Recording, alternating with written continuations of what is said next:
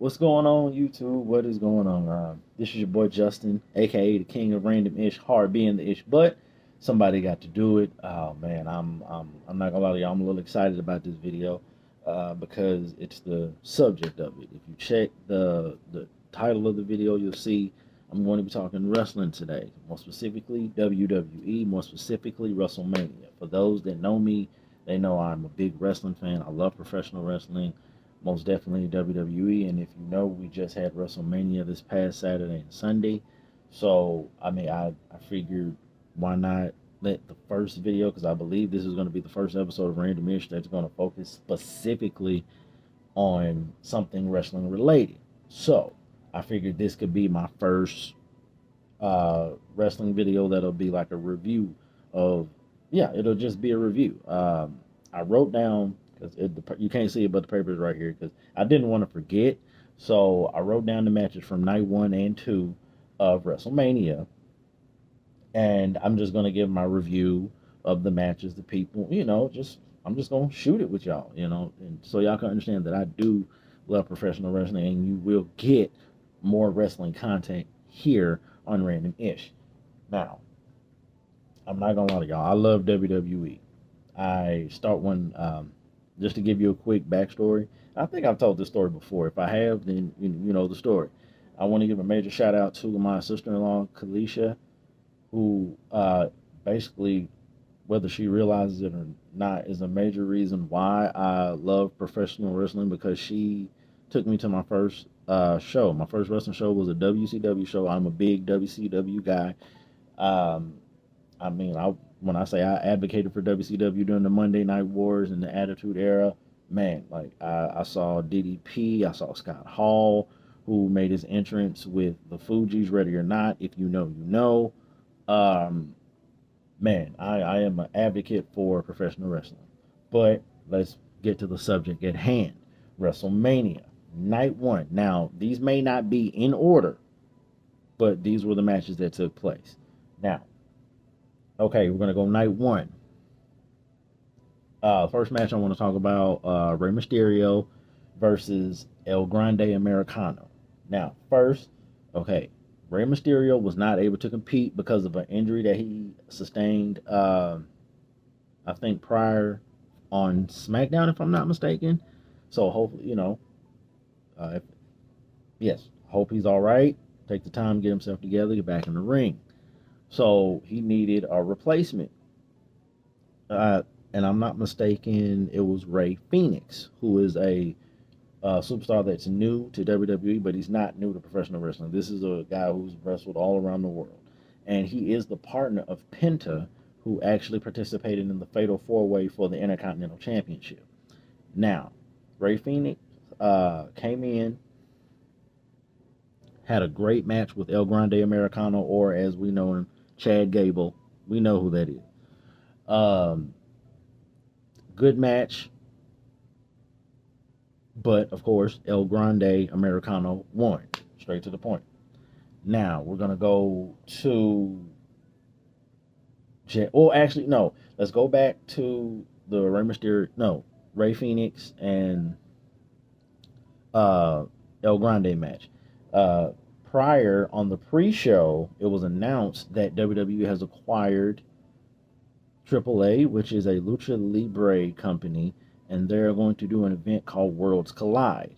Now, I am not sure of the date, but when I do get the information for the date, I will put the information in the description box below this video. So that's going to be a major event. It's going to be WWE, NXT, AAA. It's going to be amazing. Now, next match, Jade and Naomi. Jade Cargill and Naomi, who is a member of the Bloodline, which is the Anoa'i Fatu family. She's married to Jimmy Uso, for those that don't know. It was a great match. I know people always have something to say about Jade Cargill's in-ring work. It is what it is. She's learning the ropes, as it were. She's doing her thing, getting better and better in bits and pieces. It was a good match. Overall, Jade won. Jade did her thing. And as we all know, they are slowly building.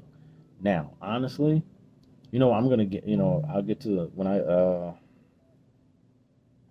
You know what? I'll say that for when we get to night two, and yeah, because I want to say something about the Jade Naomi match, but it's in turn to Bianca, so I'll wait till we get to night two. Um, Next up, we're gonna go the match for the Raw Tag Team Championship, which would be the War Raiders. I think it's Ivar and Eric versus the New Day, Kofi and Xavier Woods. Now, of course, a lot of people felt some type of way about this match even being on the card. They felt that it should have been replaced with something else. Hey, you could feel some type of way about it. It is what it is. You don't know the behind the scenes. You don't know the business. They had a decision to make. They made it. That was a good match. I didn't really see anything to complain about. They put on a good match, and now New Day, Kofi and Xavier Woods are, if I'm not mistaken, 12-time tag champs, as well as being the number one tag team in WWE. We can debate it if you want to, but it's listed, it's there. They are the number one tag team in the history of the WWE. And I think right behind them are the Usos. Now, next match we're going to discuss is LA Knight, Jacob Fatu for the United States Championship. Now, I'm not going to lie to y'all. Before I even say anything about the match, I'm going to talk about the participants. First up, Jacob Fatu. I am a Jacob Fatu fan. There's something about this brother. I know for a fact that when, this man is, he's got it. Whatever that it is, he has it. He is a star, a superstar in the making. I just don't want them to shoot him to the stratosphere too soon. But I'm telling y'all, this man is a beast. If you know that his nickname is the Samoan Werewolf, that man is a beast in the ring. He plays that role. To be honest, I feel like if Umaga, his relative, and a member of the famous Anawai Fatu family, I feel like if Umaga was alive and well and able to compete, man, I feel like they would work together definitely. I feel like they would just that's just you know. But Jacob Fatu is a beast, and I'm gonna just go ahead and say it now. He won that match. He is your new United States champion. If you didn't know that already, a great fight put up by LA Knight. But I just feel like, if I'm gonna come at it from a fan perspective, he was just. It was like he was he was leeway. He got the title from I can't even remember who the prior holder of the title was, but he got it from that individual, and he was just holding it, getting it ready for Jacob. That's just my honest opinion. Now, we're going to go to the match that everybody was talking about for night one, which was Jey Uso, or let me get that right, main event Jey Uso versus Gunther for the World Heavyweight Championship. Now, first let me say, I'm definitely on the Yeet train. I'm a big Jey Uso fan. People can complain about his moveset and all that, whatever. The man has it as well. Does he know it? Yes. Does he know that he's taking time to build whatever it is? Yes. He's working on it night after night. He's doing what he has to do. He's putting the work in. Now that he has won the title, he has beat Gunther, which was no easy feat. Let's keep that a buck. Gunther can go. If you watch any of that man's matches, he ain't no punk. That man can go in the ring. Now, with him being champion, we are on the road of validation, because after you win a title such as the World Heavyweight title, the one thing that's going to validate you, in my opinion, would be those who test you after winning. Because yes, you've won it now. How are you going to validate yourself as champion? That's my question. Next up, we're going to go Tiffany and Charlotte for the women's title. Good match. I know Charlotte has had a lot of personal things going on in her life, and it's been made very public. I mean, I personally don't agree with that, because I feel like even in business, you keep your personal out of it unless it just works with the storyline or whatever. But all in all, it was a good match, a good defense by Tiffany Stratton. Of course, she retained the title. Proud of her for that. A win over Charlotte is big, and that says a lot. So, Tiffany, hey, keep doing you. As you say, it's Tiffy time. Now we're gonna go the last match on the list for night one. Of course, the one everybody's still talking about to this day. The triple threat match: Roman Reigns, Seth Rollins, CM Punk. Now there were a lot of excuse me, y'all. Jesus Lord. Um, there were a lot of moving pieces in this match, but of course they meant it that way because the one piece that nobody, in a sense, was paying attention to in a way was Paul Heyman, because Paul Heyman, as we know, has worked with and been an advocate for, or wise man for, two of the competitors in this match: Roman Reigns, CM Punk. He was the advocate for CM Punk in his long reign as champ. And as we all know, he was the wise man for Roman Reigns, the tribal chief, during his long reign. So, the match is going on. Everybody's putting their all into it. You got your blood, your sweat, and your tears. Now, out of nowhere, Paul Heyman not only betrays CM Punk, betrays Roman Reigns. And now, he's working with Seth Rollins. And we're going to speak about that in a little bit, because I want to focus on WrestleMania and then we'll get to Raw, because there's only one or two things I really want to speak about on Raw. So yes, the winner of that triple threat match, Seth Rollins. Now, we're going to go day two. Or we're going to go with AJ Styles, Logan Paul. Now, with that, I ain't gonna lie to you, I'm a Logan Paul fan. It is what it is. I mean, wrestling fans may feel some type of way about it. Sorry. I just need y'all to realize that the company believes in Logan Paul, whether you believe in him or not, and y'all need to just wrap your head around the fact that he's going to be champ at some point. It just is what it is. You may not like him, whatever. Deal with it. It's going to happen. I'm just going to be real. I'm calling it now. He's going to be champ. Okay. Now, we're going to talk about the Viper, Randy Orton. He literally, I would say, forced himself into a match at this WrestleMania because this was his 20th WrestleMania. Long-standing, great Hall of Fame certified career. That's just what it is. So, he comes out. It says, okay, if anybody in the back wants it, basically come and get it. And who comes out there? Some of you may know him. Some of you may not.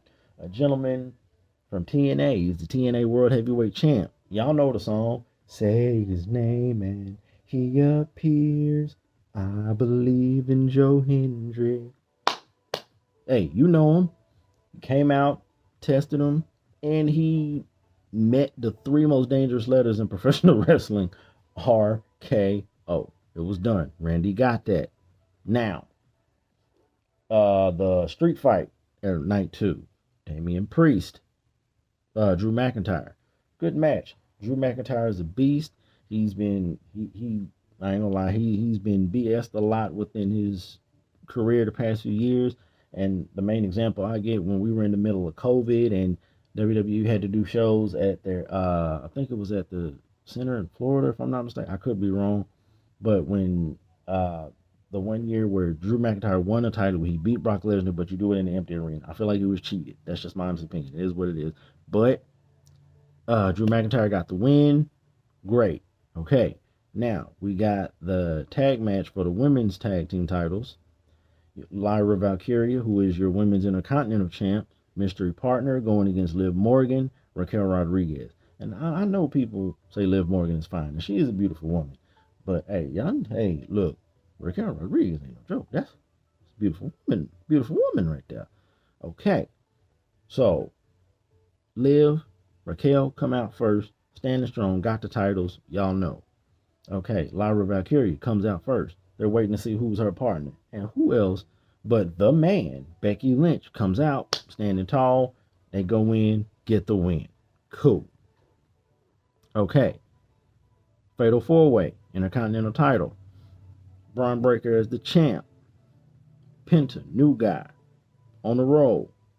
You got Dirty Dom. You got Finn Balor. Okay. Great match all around. Braun is a hell of a wrestler, and if you can't see where Braun is headed, like to the stratosphere, that man is going to be out of here. That man is a star. He has it literally written all over him. But unfortunately, he wasn't able to get the win because who got it? Dirty Dominic Mysterio. He is your new Intercontinental Champion. Well deserved, because I'm not gonna lie to y'all. I was pulling for Dom, flat out. I was pulling for Dirty Dom to win. And now he is our Intercontinental Champ. And let's see where he goes on this road to validation as champ. Next up, Rhea Ripley, Io Sky, Bianca Belair for the Women's World Championship. Great match. Wasn't worried about it at all. Three ladies who do what they do in the ring. But I'm not gonna lie to y'all, I was pulling for the underdog. I was pulling for Io to win, and she won. She deserves that title, and it's about time people can really see what she can do in the ring. I am an Io Sky fan. She deserved that win.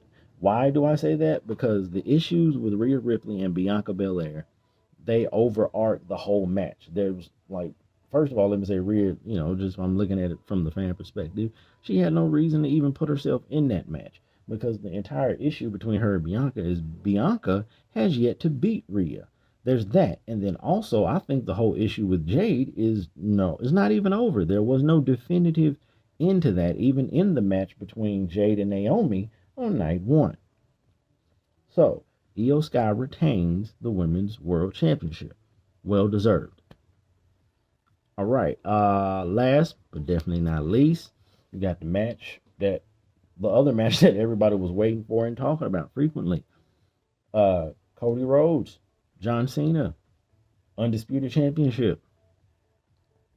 And we all know who won that. The one and only John Cena. He is now your Undisputed Champion for the 17th time. He breaks the record held by Ric Flair for 16 World Championships. I'm telling y'all, I wanted John to win. That's just facts. I'm not tripping about Cody in the sense of he will be all right. I'm not saying anything towards Cody or putting any negativity towards Cody, but trust me, y'all, Cody will be just fine.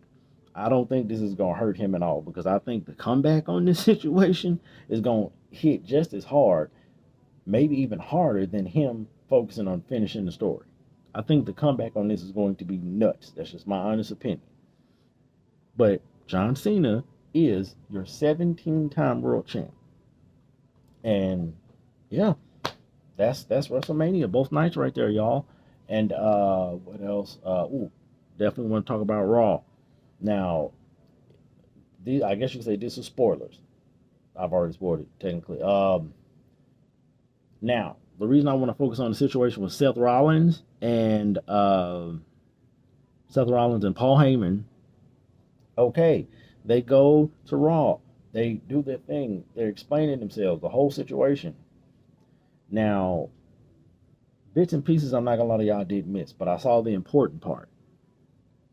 Roman comes out trying to handle business with Seth, but he gets speared by who? The one and only Braun Breaker, your former Intercontinental Champion. Did I see that coming? No, but I'm going to keep it a buck with y'all. I loved every second of it.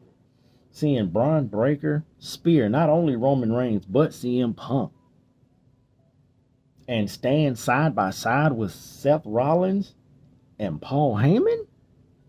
Now, I'm not going to lie to y'all. Seeing the three of them together, that was giving me Dangerous Alliance Evolution vibes. Now, some may remember Evolution. That was the faction with Triple H, Ric Flair, Batista, and Randy Orton.